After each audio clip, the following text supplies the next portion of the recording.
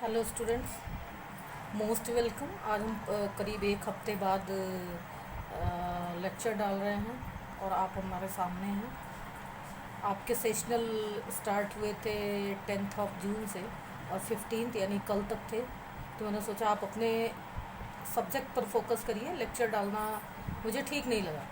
हालांकि जितना लेक्चर डालने में मेहनत होती है उससे ज़्यादा मेहनत आपके साथ में करती रही। पूरी रात जगती थी, पूरे दिन जगती थी और आप जो भी क्वेश्चन पूछते थे मैं उसका जवाब देती थी, सॉल्यूशन देती रही। तो बल्कि वीडियो डालने से भी मुश्किल काम वो था। तो और हाँ, ये भी बहुत अच्छा लगा मुझे कि ऑनलाइन क्लासेस आप सब ने अटेंड की। एक दिन में 153 व्हाट्सएप मेरे पास आए थे और मैंने सबको जवाब दिया था। बहुत अच्छा लगा, बहुत बढ़िया। मान गई मैं कि हाँ, Shivaji institute of technology and management के स्टूडेंट्स हमारे बहुत ही सिंसियर हैं, बहुत ज़िम्मेदार हैं और वो अपनी ज़िम्मेदारी समझते हैं। तो आपने पढ़ाई की तभी हमें भी पढ़ाने में मज़ा आ रहा है, अदरवाइज़ हमें हमें उतना अच्छा ना लगता। अगर पढ़ने वाला अच्छा हो तभी पढ़ाने वाले को अच्छा लगता है। एनीवे, तो आपकी परफॉर्मेंस हमें देखने को मिली आपके सेशनल में, जो आपने सेशनल दिया। CS पार्ट 2 की बात करती हूँ। CS part 2 civil engineering 4th semester, mechanical engineering 4th semester and electrical engineering 4th semester. आप लोगों ने CS पार्ट 2 में बढ़िया एफर्ट किया है। वेल डन माय स्टूडेंट्स, आप लोगों ने बहुत अच्छा किया है।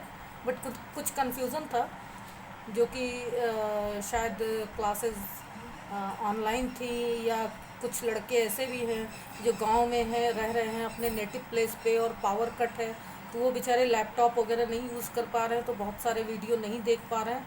फिर भी वेल डन माय स्टूडेंट्स, आपने बहुत अच्छा किया। I am satisfied with you. मैं सबसे संतुष्ट हूँ। किसी ने भी ऐसा नहीं है कि लापरवाही दिखाई हो।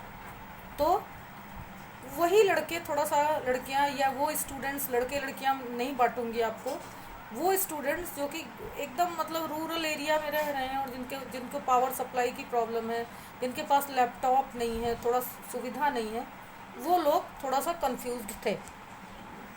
चलिए।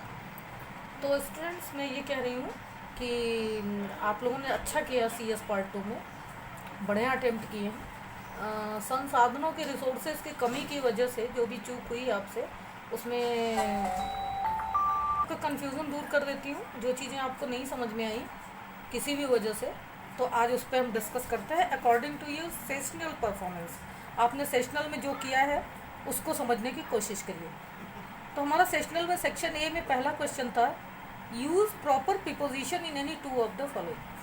किसी किसी दो में, तीन में से आपको प्रीपोजिशन लगाना था। तो पहला सेंटेंस हमारा था, do you no dash him. यहाँ आपको प्रीपोजिशन लगाना था। करीब 95% लड़कों ने यहाँ पे लगाया है about, and this is correct. Do you know about him, क्या तुम उनके बारे में जानते हो। एंड ये अबाउट प्रीपोजिशन आपका करेक्ट था। बट जो 5% लोगों ने do you know to him लगाया है वो रॉन्ग है, वो गलत है। आपने गलत प्रीपोजिशन लगाया था। आपको ये एग्जाम्पल और इस तरीके का आप अपनी नोटबुक उठा के देखिए, 20 एग्जाम्पल हमने करवाए हैं क्लासरूम में और ऑनलाइन क्लासेस में भी हमने इसको बहुत करवाया था। अनफॉर्चुनेटली आपसे मिस्टेक हुई है, उसको आप ठीक कर लीजिए और आई होप कि अब आप लाइफ में कभी इस तरह की मिस्टेक नहीं करेंगे। तो सही प्रीपोजिशन है do you know about him, क्या तुम उनके बारे में जानते हो। उनको जानते हो नहीं, उनके बारे में जानते हो। ठीक है, हिंदी में उनको हो सकता है कि क्या आप उनको जानते हैं, बट हिंदी में उनके बारे में जानना होता है, अबाउट हिम। ठीक है, तो यहाँ पे अबाउट लगेगा प्रीपोजिशन। बट 95% ने सही किया था। दे आर प्लेइंग, यहाँ पे देखिए दे आर प्लेइंग है, the action is going on. काम वर्ब हमारी चल रही है, इसमें और हो चुकने में या होने वाली में अंतर होता है। ठीक है, कंटिन्यूअस में हमारा ये वर्ब है। आप इसी बात पे फोकस करिए तो आपको इसका आंसर मिलेगा। They are playing dash the play ground. ज़्यादातर लोगों ने इन द प्ले ग्राउंड लिखा है, बहुत गलत बात है।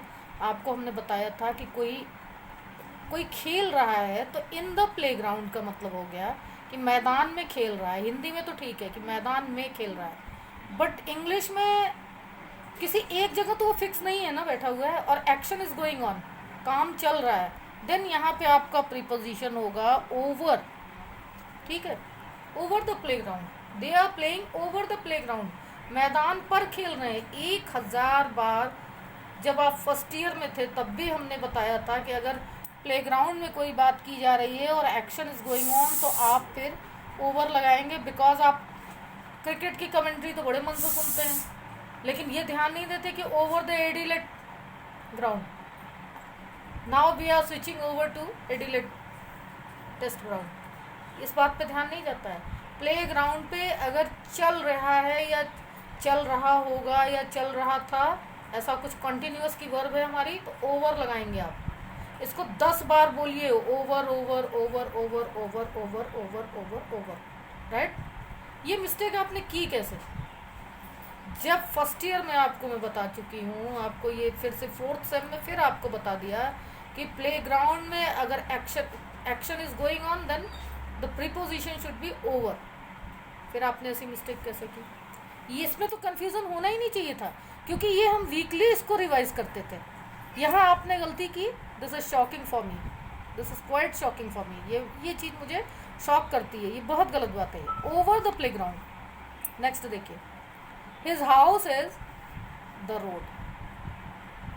करीब 3% लड़कों ने, अब मेरे पास जो 250 के लगभग कॉपियाँ आई हैं, उनमें से 3% लड़कों ने लिखा है on the road. How funny. यहाँ क्या ऑन होगा? किसी का घर सड़क पे होता है? नहीं होता है ना, ऑन कैसे हो जाएगा?